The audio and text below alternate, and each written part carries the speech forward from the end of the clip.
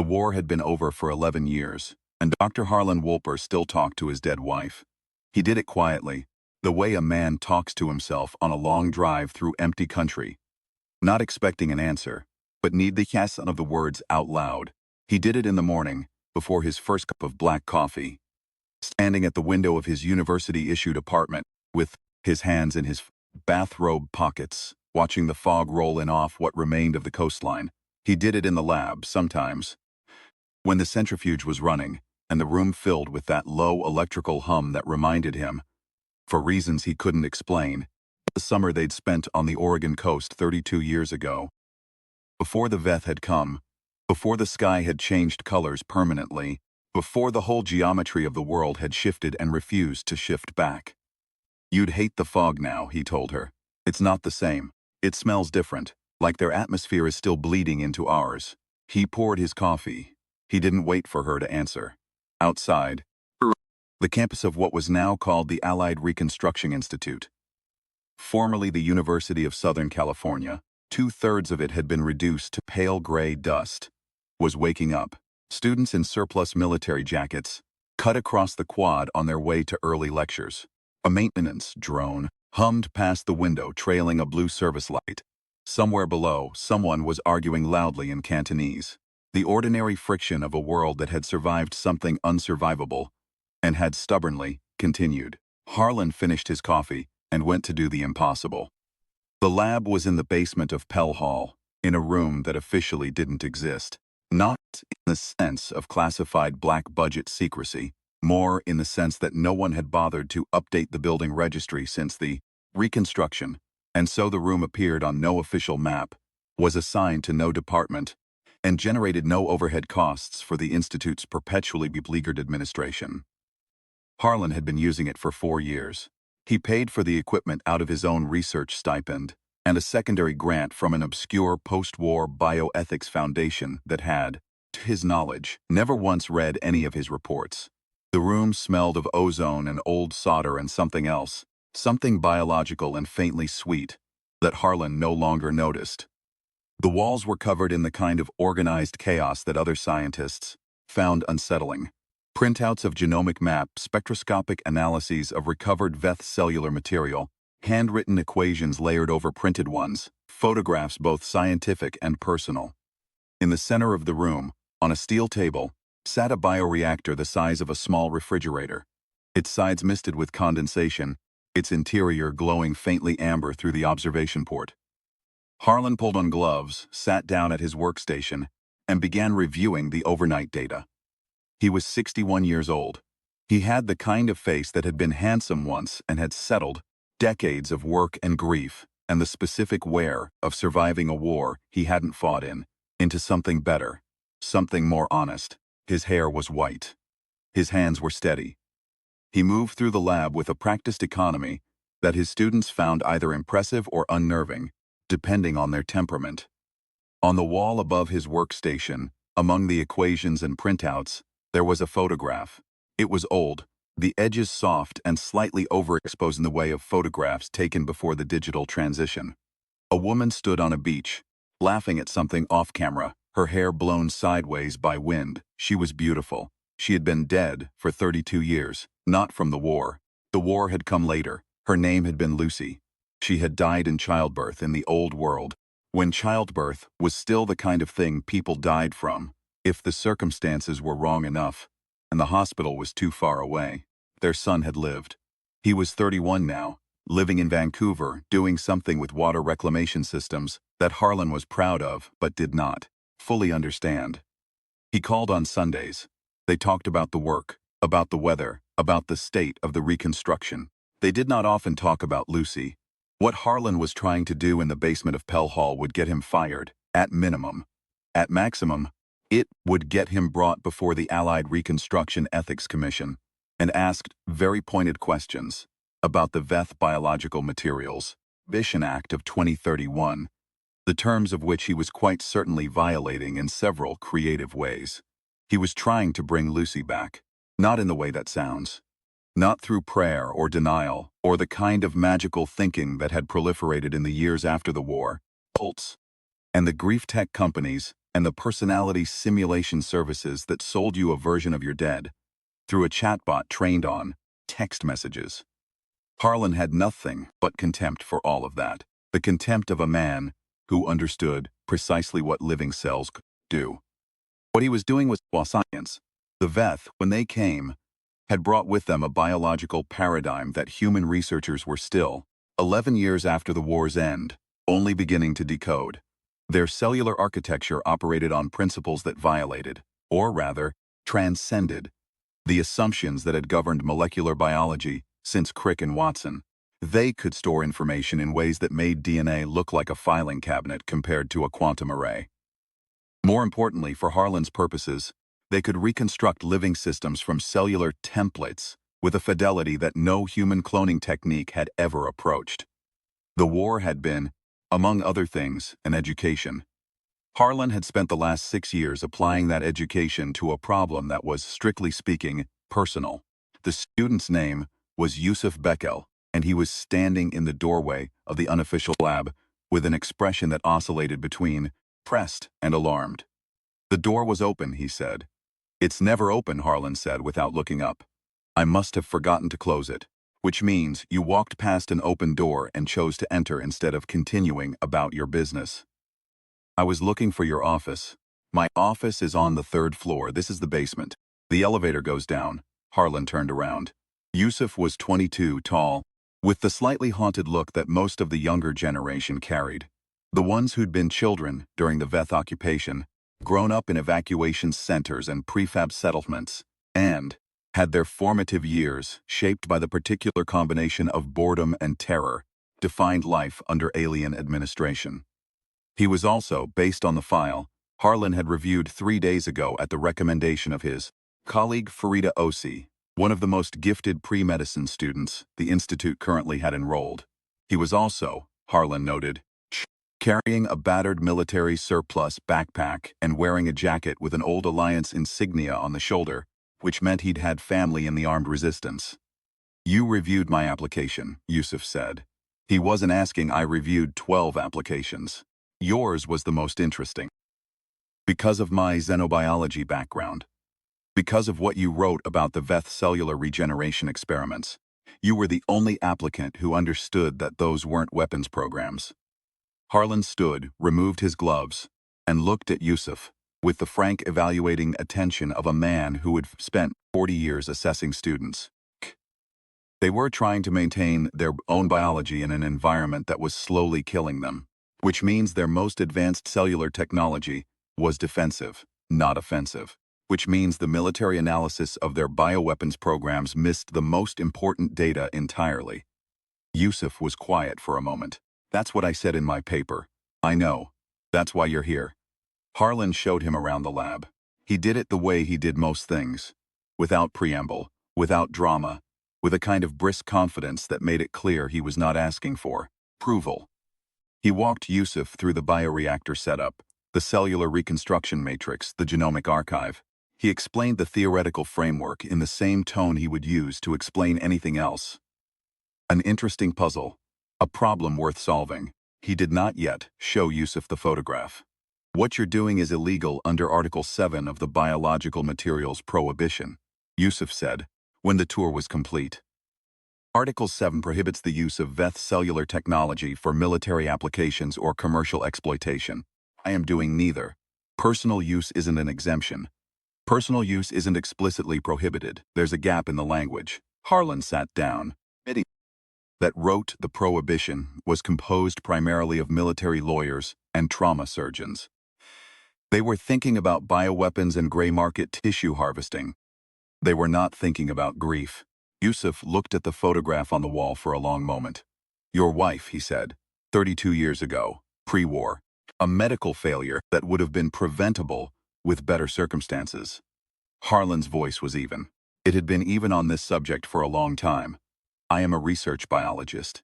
I have spent the last 6 years in possession of cellular reconstruction technology that is, by several orders of magnitude, the most sophisticated tool ever available to a human scientist. I intend to use it. To clone her. To reconstruct her. The distinction matters.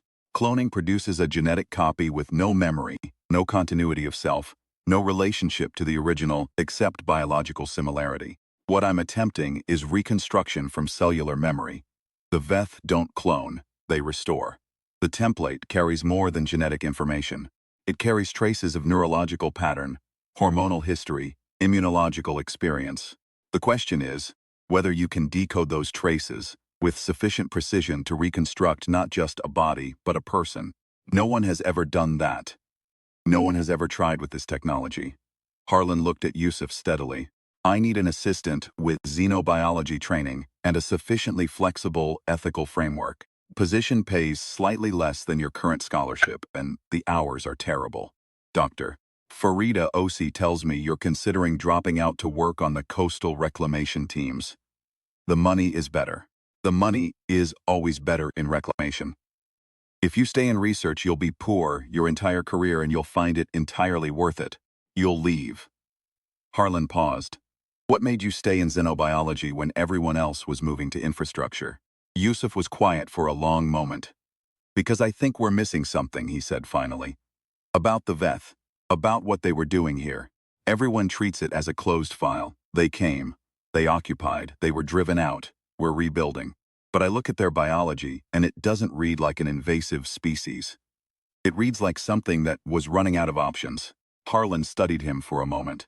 Monday morning, he said, 7 o'clock. The thing no one warned you about the post-war academic world was that the bureaucracy had survived the Veth occupation essentially intact, and in some ways had grown more elaborate in response to it, as if administrative complexity were a defense mechanism against the memory of helplessness. Dr. Cornelius Draber, director of the Institute's Research Compliance Division, was the living embodiment of this principle. He was 54, impeccably dressed even in the Reconstruction era context of limited fabric supply, and he had the particular quality of certain administrators, a precise clinical interest in the regulations themselves, rather than their purposes, the way a locksmith might admire a well-made lock without any interest in what lay behind the door.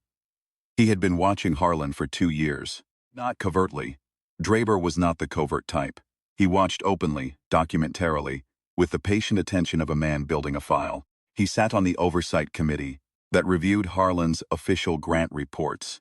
He had twice requested access to the biological materials storage registered under Harlan's account.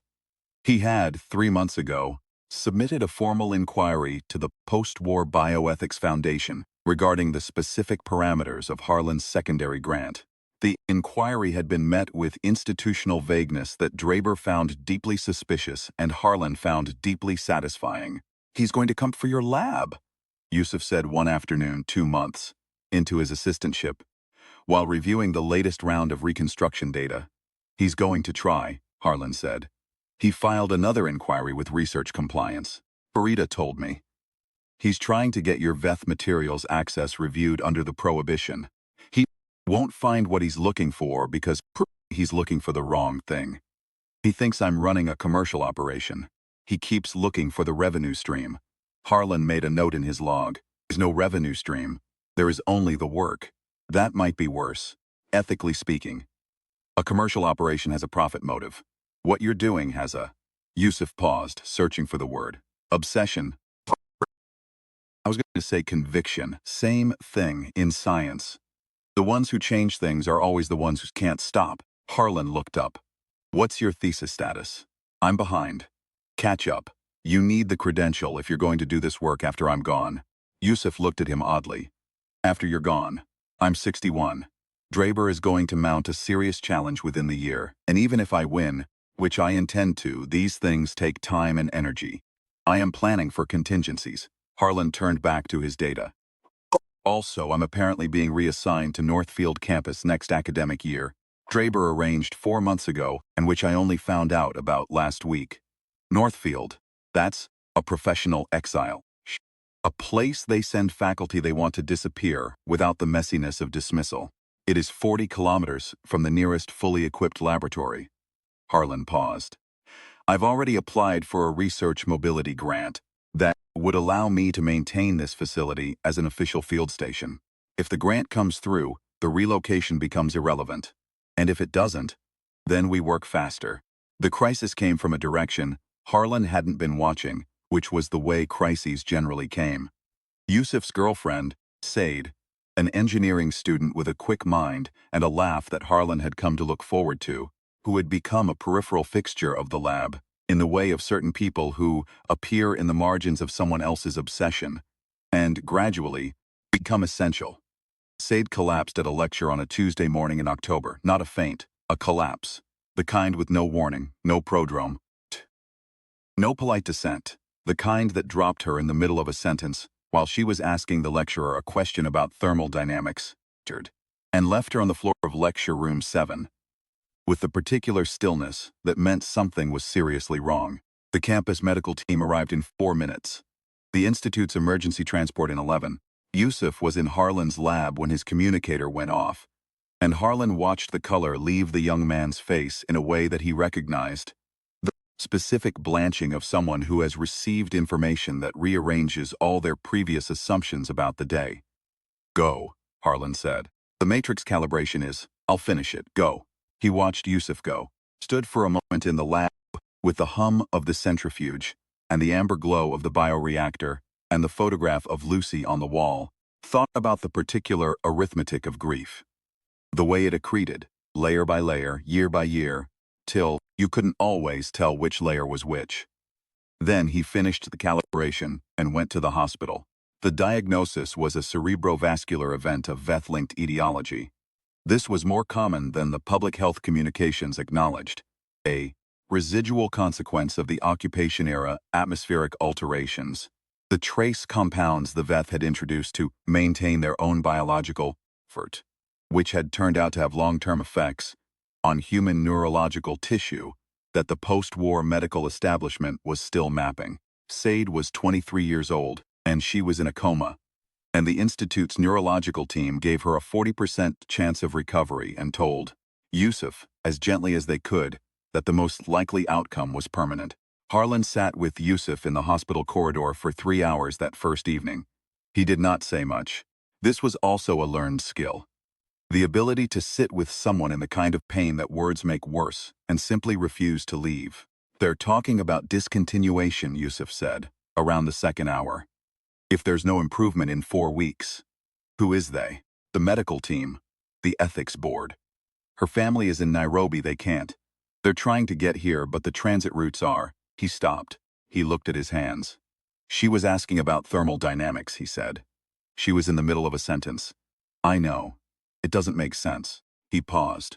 Nothing about the occupation makes sense. They came here and they changed our air, and then they left, and now people are dying from it. Years later, and it's not a war wound, it's not a battle, it's just our own air killing people, and nobody is. He stopped again. Harlan thought about what to say, and didn't say most of it. What I'm going to tell you, he said, is not something I would tell most people, because most people would hear it as either false hope or madness. I'm telling you because you've spent 8 months in my lab, and you understand what the data actually says. Yusuf looked at him. The Veth cellular reconstruction matrix, Harlan said, was designed primarily for neurological repair. That was their most pressing need. They were experiencing neurological degradation from our atmosphere, just as we're experiencing it from theirs. Their most advanced cellular technology was directed specifically at reconstructing damaged neural tissue. He paused. I have been running reconstruction protocols on donor tissue for 6 years. I have never applied them to a live patient.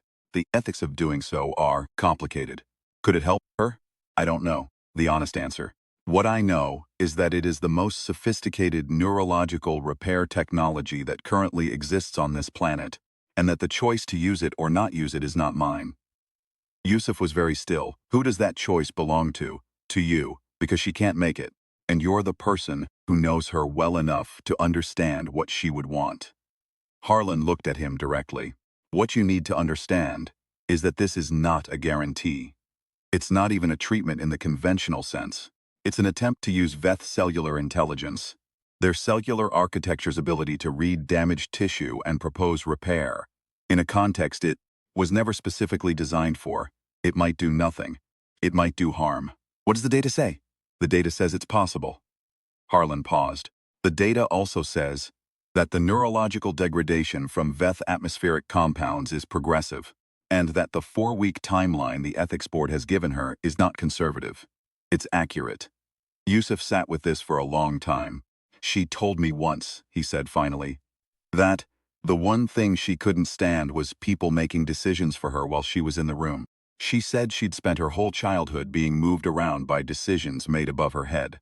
Evacuation orders, relocation policies, reconstruction assignments, and what she wanted more than anything was to be in the room when it mattered. She's not in the room right now. No, I am. He looked at Harlan. She'd want to try.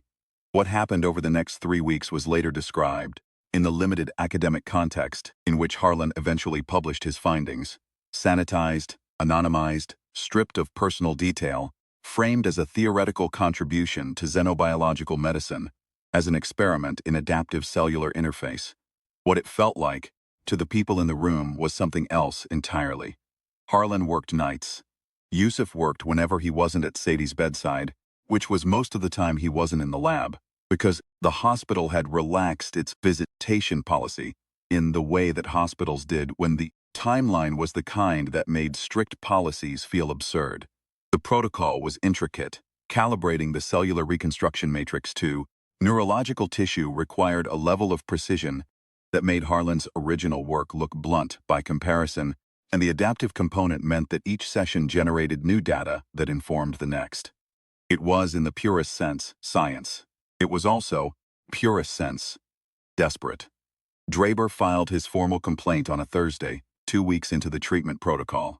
It was comprehensive, citing 7 specific potential violations of the biological materials prohibition, requesting an immediate freeze on all VETH-related research under Harlan's account, and an emergency audit of the unofficial basement laboratory. The complaint was forwarded to the Institute's legal counsel, to the Allied Reconstruction Ethics Commission, and, with what Harlan suspected was deliberate malice, to the regional office of the Post-War Biological Threat Assessment Unit. Harlan was summoned to an administrative hearing on a Friday morning. He went. He sat across a table from Draber and 3 members of the Institute's Oversight Committee, and he answered their questions with the precise truthfulness of a man who had decided, some years ago, that the difference between what he was doing and what the law prohibited was not semantic, but fundamental, and that he was prepared to defend that distinction in any forum that would hear it. The prohibition, he said, was written to prevent the weaponization and commercialization of VETH biological technology. It was not written to prevent the use of that technology in direct medical application for the benefit of individual human patients. The gap in the language is not an oversight. It is a space the drafters did not think to fill because they were not thinking about medicine. You are not an authorized medical practitioner under the VETH Materials Protocol, Draber said. I am a licensed physician with 40 years of research experience. The VETH Materials Protocol authorizes the use of restricted materials by licensed physicians in emergency clinical contexts. I have documentation of the clinical emergency. The patient's family has not consented. The patient's designated next of kin has consented. Her family is not reachable in the required time frame. Harlan put a folder on the table. This is the consent documentation, the clinical justification, and a complete record of the protocol to date. I am happy to discuss any of it in detail. The hearing went on for 4 hours. At the end of it, the committee voted 3-2 to allow the protocol to continue under a temporary emergency authorization pending a full review. Draber voted against. He sat with the particular rigidity of a man who has been outmaneuvered and knows it and will not acknowledge it, and Harlan looked at him with something that was not quite pity. Cornelius, he said, when the others had filed out, I have been at this institution for 22 years. In that time, I have watched you process 14 formal research complaints. In 12 of those cases, the researcher in question was doing something genuinely wrong. You were right to pursue them. In this case, you are wrong. Don't say that to embarrass you.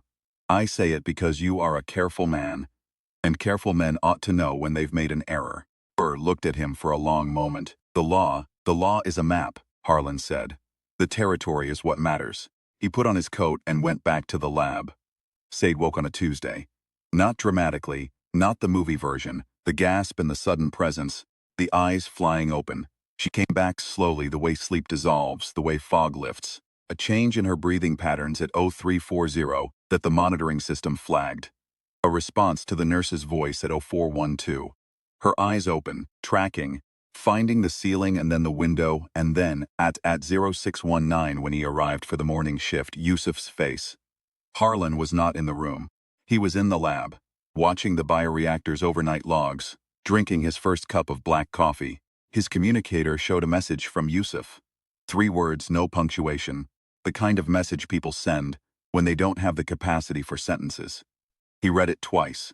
He put his coffee down. He looked at the photograph of Lucy on the wall. Well, he said. He stood at the window. The fog was in off the coast, the same fog as always. The changed air, and the altered light. And the world that had survived something unsurvivable and kept going. He thought about the precise question his work had spent 6 years trying to answer. And about what today's data might mean for that question. And about the difference between the answer you're looking for and the answer you actually find.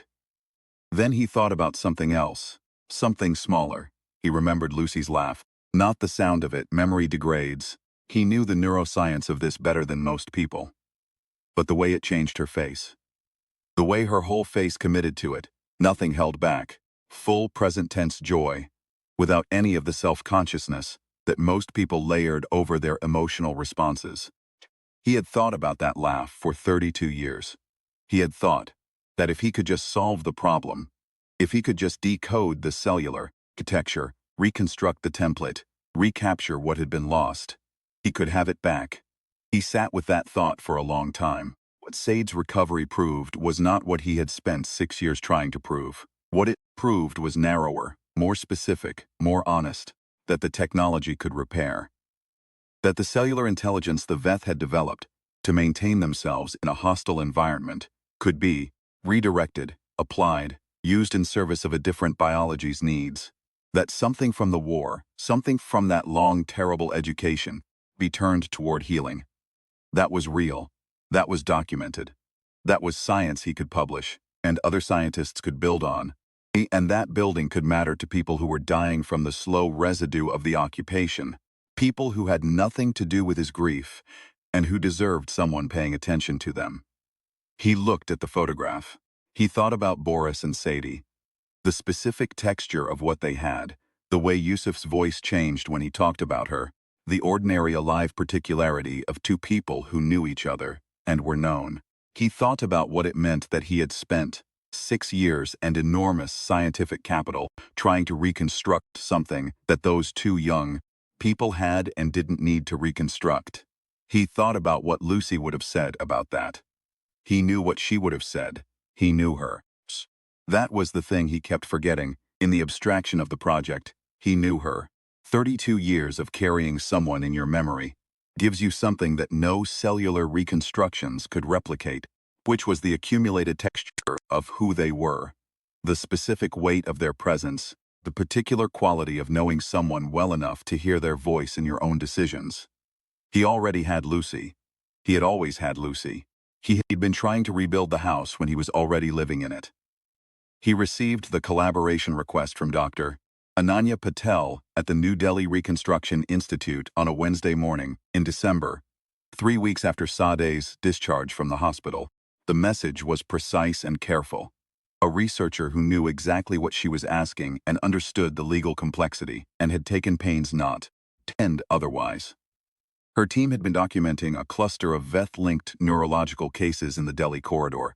47 patients, ages ranging from 8 to 64, presenting with progressive symptoms that the standard post-occupation medical protocols were failing to address.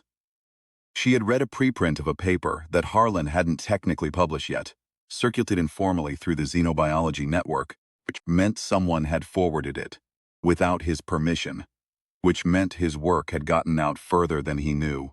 He read the message 3 times. He thought about 47 people, and about an 8-year-old, and about the specific gap between what he had been in on and what he had actually built. He thought about the bioreactor in his basement, The protocols he had refined over 6 years, the calibration sequences he could now run in his sleep. He thought about the fact that the cellular reconstruction matrix had been designed by the VETH for the VETH in response to exactly this problem: neurological degradation in a hostile atmosphere. He had been using it for a purpose adjacent to this for 6 years. He had the data. He had the protocols. He had in Sade a documented case study that he hadn't yet submitted anywhere, because the ethics of the submission were complicated, and he'd been deferring the completion. He drafted a reply to Dr. Patel that evening. He told her the truth, all of it, including the legal situation, the ongoing review, the terms of the emergency authorization, the specific gaps in his published data that would need to be addressed before any collaborative clinical application. He told her what he knew and was explicit about what he didn't know. He told her the recovery data from the single case study was promising, but that one case was one case, and that the honest position was cautious. Then he sent the message before he could overthink it. The reply came back in 4 hours. Dr. Patel had apparently been awake. "We have 47 cases," she wrote. "Cautious is where we start. When can you talk?" The conversation with Yusuf about the New Delhi collaboration happened in the lab, late on a Friday, after Yusuf had spent 12 hours at Said's bedside, and then another 4 at the institute working on his thesis data, and then walked into the lab, looking like a man held together by momentum and not much else. Harlan poured him tea from the battered thermos that lived on the corner of the station. He had long since stopped offering apologies for the lab's amenities. "There's a research team in New Delhi," Harlan said. 47 patients with VETH-linked neurological degradation. Dr. Ananya Patel has been following my preprint. Yusuf wrapped his hands around the mug. "What do you need from me? I need you to think about what we actually built here. Not what I set out to build, what we built." Yusuf was quiet for a moment. Outside, the campus security lights had come on. The lab had the particular quality of rooms occupied by working people at late hours. A lived-in warmth against the dark. "We built a neurological repair protocol," Yusuf said slowly, "using VETH cellular reconstruction architecture. That's what the data actually shows. Said's recovery. The mechanism isn't what you originally theorized. The cellular matrix isn't reconstructing from a template. It's reading the damage and extrapolating what should be there.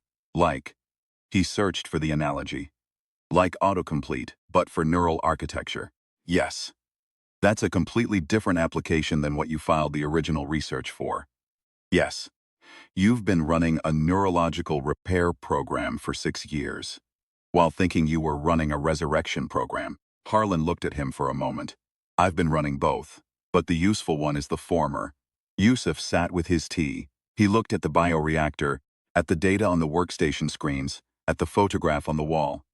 He looked, Harlan thought, like a young man who was realizing that the thing he'd spent 8 months helping build was not the thing he'd thought it was, and was deciding whether that was a betrayal or a discovery. "Is that why you're telling me about New Delhi?" Yusuf said. "Not because you need my help with the collaboration. Because you're telling me what this is." "What this is," Harlan confirmed.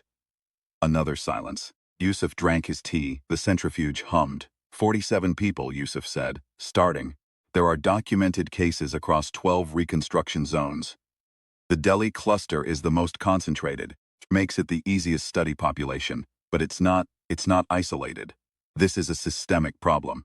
The atmospheric compounds, the VETH introduced, have a half-life of roughly 80 years in the upper stratosphere, and the neurological effects are cumulative, and they don't present for years after exposure, and there are going to be more cases. A lot more. Yusuf set down his mug with the careful deliberateness of a man making a decision. "I want to be on the collaboration team. I know. My thesis committee is going to want to know why I'm adding a research component this late in my program. Tell them you're redirecting to applied xenobiological medicine. Farida will support it. She's already been asking questions about Sadeh's case. She figured out more than I told her, which is to say everything which I expected." Yusuf almost smiled. "Does Draber know about the New Delhi inquiry?" "Not yet. He'll find out when I file the collaboration disclosure, which I intend to do with documentation. Thorough enough that he'll spend 3 months reviewing it before he decides whether to object." "That's That's very deliberate. I've had 22 years to understand how he works. Harlan turned back to the data on his screen. Question is not whether he'll try to slow this down. The question is whether this work is important enough to withstand being slowed down. Believe it is. I want you to believe it is for your own reasons, not mine. Yusuf sat in the lab for a while longer. He didn't say much. He didn't leave. He picked up his tablet and opened his thesis files, and Harlan turned back to his own work, and the lab held its two occupants in companionable near silence, two people doing adjacent parts of the same problem late on a Friday night while the world outside went about its ordinary business of being survived. There was a thing Harlan had never talked about with colleagues. Barely. Anyone. Which was what it had been like during the occupation. Not the broad arc of it, which was documented, historical, the subject of a dozen major retrospective studies, that he could cite with the same professional fluency with which he could cite any research, literature. The broad arc was, the VETH arrived in force in 2022, established administrative control of 3 major continental zones within 14 months, maintained occupation for 6 years, and were driven out through a combination of coordinated human military action and what the official accounts described as voluntary withdrawal under unfavorable biological conditions, which was a diplomatic phrasing for the fact that Earth had been killing the VETH slowly for 6 years while they were killing us slowly in return, and eventually the arithmetic had not favored their continued presence.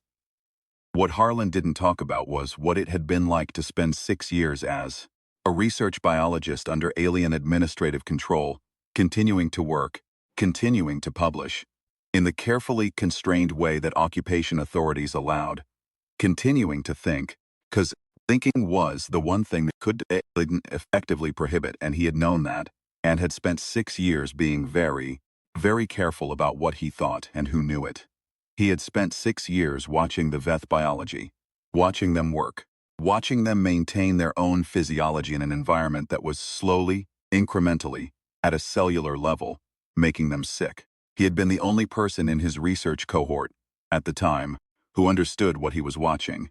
Everyone else was looking at the VETH cellular activity and cataloging it as threat vectors, potential bioweapons, potential biological warfare mechanisms, potential vulnerabilities to exploit. Harlan had looked at it and seen something different. He had seen a species that had traveled an unimaginable distance and arrived somewhere inhospitable, and was spending enormous biological resources, just trying to stay alive. He had seen a species under stress, performing the cellular equivalent of constant emergency maintenance, and he had thought, in the careful privacy of his own mind, during 6 years of occupation, that there was something in that was recognizable, not sympathetic. He had not during the occupation felt sympathy for the VETH. They had come, they had imposed, they had fundamentally altered the conditions of human life on Earth in ways that were going to take generations to fully understand.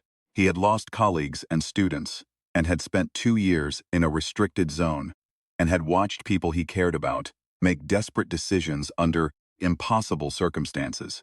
He was not confused about what the occupation had been, but he had recognized something, the cellular desperation of a living thing trying to maintain itself in hostile conditions, the biology of something that was also in its way, just trying to keep going. He had thought about Lucy. He had thought about grief, about the specific biology of grief, which he knew better than most people in the theoretical sense, and in every other sense. He had thought about the way loss worked on the body, the documented systemic effects, the way the immune system changed, the way sleep changed, the way every cellular system in the human body registered the absence of someone who had been part of its environment and adjusted, badly, in the short term, with profound biological difficulty, to their removal. He had thought that grief was, in biological terms, system under stress, performing constant emergency maintenance. He had thought that the VETH cellular architecture, if he could understand it well enough, might tell him something about repair, about what cellular systems could recover from, about what could be rebuilt. He had been wrong about the specific application. He had been right about the general principle. The thing that the occupation had given him, the terrible, specific, irreplaceable gift of 6 years, spent watching alien biology work at the cellular level was the insight that repair was possible. That what looked like irreversible loss from a biological standpoint still carried information. That information could be read. That reading it carefully enough, precisely enough, sufficient patience and the right tools produced something that could be used. He had not been able to use it in the way he'd intended. The principle remained. The principle was the important thing. He had taken to thinking, in the post-SAID period, about the other 47 patients in New Delhi, and about the numbers beyond that, the epidemiological projections that Dr. Patel had included in her second message. The estimated population of individuals with documented, VETH-linked, atmospheric exposure across the three former occupation zones, the slow-fuse nature of the neurological effects, the cases that hadn't presented yet. The numbers were large. They were large in the way that made individual action feel futile, in the way that made the gap between what one research team in a Northfield-bound basement could do and what needed to be done feel unsurvivable. And yet he had rebuilt Lucy. He had not rebuilt Lucy. He had spent 6 years trying to rebuild Lucy and had produced instead a process of scientific pursuit, an accidental discovery, and the catalyzing specificity of one young woman's crisis, a protocol for neurological repair that did not exist anywhere else on Earth. He had come to the wrong destination by the most direct route to the right one. That was something. That was specifically human. The way the thing you're looking for and the thing you find are almost never the same thing, and the thing you find is almost always more useful. He thought about that sometimes, late in the lab, centrifuge was running, and the amber glow of the bioreactor lit the room in its particular way. He thought about it without bitterness and without excessive satisfaction, with the equanimity of a man who has spent 61 years learning the difference between what he controls and what he doesn't, and who has made, imperfectly and consistently, the decision to keep working in the space between. He took the cellular archive out to the coast on a Thursday evening, when the light was going and the fog was starting to come in. Joseph offered to come with him and he said no. Not sharply, with genuine gratitude, but no. This was private. The coastline was different now. It had been different for 11 years. The sand darker. The light filtered through an atmosphere that still carried trace VETH compounds, sometimes showing those faint, bioluminescent blooms that were either beautiful or troubling depending on your relationship to the space and to ambiguity. Harlan thought they were beautiful. He'd thought that since the first time he'd seen them, despite everything, and he'd learned not to be ashamed of finding beauty in complicated places. He stood at the waterline with the archive in his hands, a containment case the size of a thick book, cold against his palms. And he thought about everything, and didn't think about anything, the way you do when you're doing something that can't be undone. He thought about the question he'd put in his first grant application. 6 years ago, he'd written it in the abstract, in the clinical language of research proposals, but it was a personal question. Whether what we lose stays lost. Whether the cellular record of a person's existence, the biological trace of 30 years of a specific human life, carried enough of who they were to constitute a kind of survival. He thought the answer was probably no. He thought the cellular record was a shadow, and shadows were real things. They had information in them, they could be read, but they were not the person who cast them. He thought Lucy was 32 years gone, and that what he'd been reaching for across all that time was not her but the shape of her absence. He had mistaken, understandably but incorrectly, for a thing that could be filled. He opened the case. He held it over the water. He thought, still. He thought, no. He thought about a woman laughing on a beach in the old world, before the sky changed, full face and uncommitted to nothing. And he felt the weight of what that had cost him over 32 years. And he felt, underneath that weight, something else. Something smaller and more durable. Something that had been there the whole time. Underneath the grief and the obsession and the long, expensive detour of 6 years' work. He poured the archive into the sea. He watched the cellular material disperse. The VETH reconstruction technology. The genomic templates. The accumulated data of 6 years. Absorbed into the water and gone. The sea accepted it the way the sea accepted everything, without ceremony, without comment, without making it mean more than it was. He stood there for a while. The fog came in. The bioluminescent blooms moved slowly on the water, pale blue and greenish gold, beautiful and strange and real. Then he went back. The research mobility grant came through 6 weeks later. Not for the project Harlan had originally filed it for, but for the new one, the legitimate one, the one that mattered. The one about VETH-linked neurological degradation and the cellular repair protocols developed from occupation-era xenobiological research.